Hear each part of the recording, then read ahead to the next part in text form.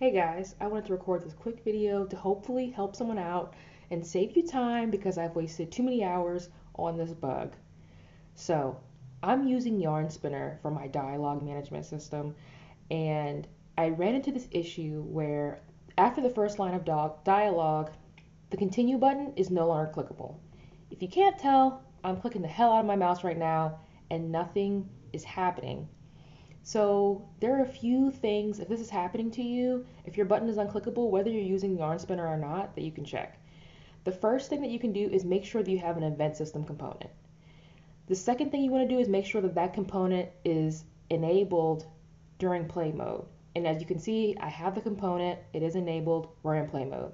The thing that helped me figure this out is in the event system inspector at the bottom, if you pull up this little window, this actually tells you, it updates whenever it senses input and tells you what you're clicking on.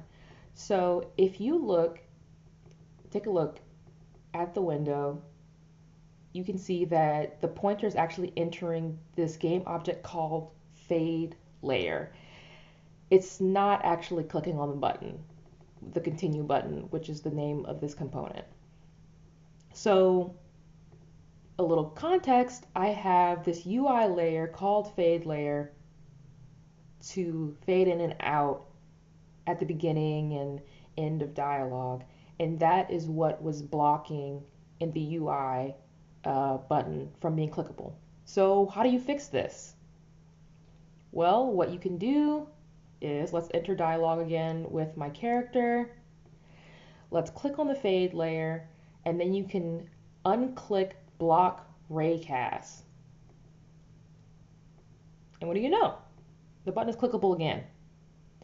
So you can look at the Unity documentation, and all this basically is asking is, do you want this group to block raycasting, allowing collision?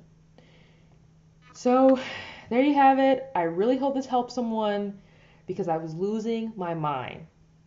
Thank you for watching. If this video was helpful, I guess subscribe, comment, let me know. All right. Good luck out there.